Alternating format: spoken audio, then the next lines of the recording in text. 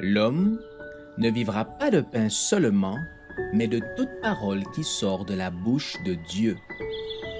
Voici votre moment de méditation quotidienne.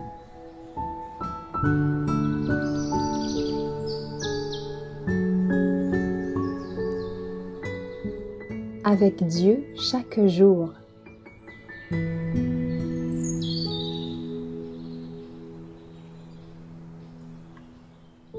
Gardez la sagesse.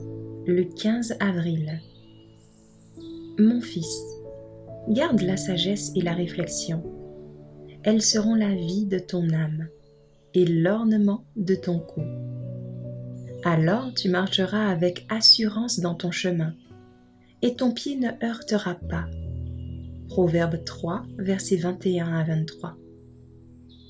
Asseyons-nous aux pieds du Christ comme de petits enfants et apprenons de sa bouche comment nos efforts pourront être couronnés de succès.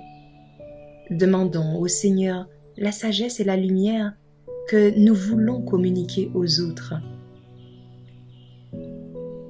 Il nous faut acquérir la science, fruit de l'esprit. Ne laissons pas s'écouler un seul jour sans avoir augmenté notre connaissance des choses temporelles et spirituelles. Nous ne plantons pas des pieux si nous n'avons pas l'intention d'y faire grimper des plantes à la hauteur de ce que nous désirons leur voir atteindre. On éduque le plus parfaitement son esprit en l'entraînant à se développer jour après jour. À la fin de chaque journée, nous devrions avoir franchi une étape de plus vers la récompense du vainqueur.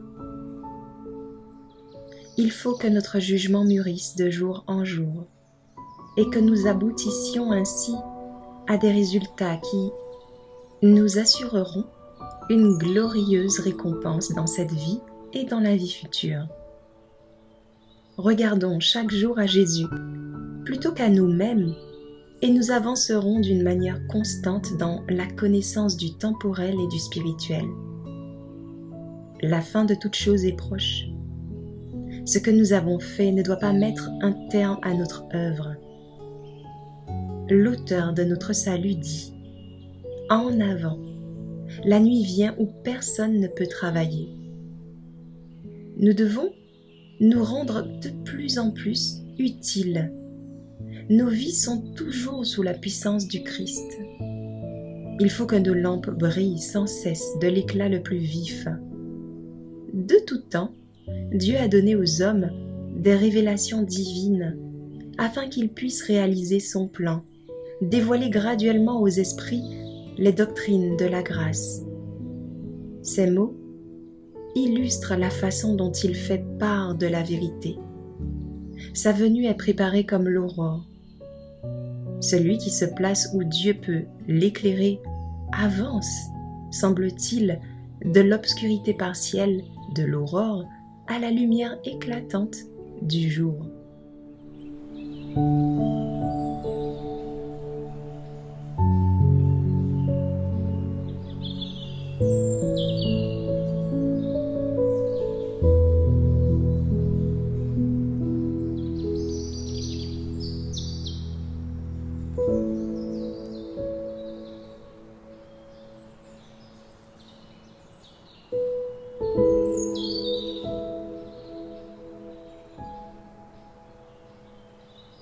Merci d'avoir écouté cette présentation.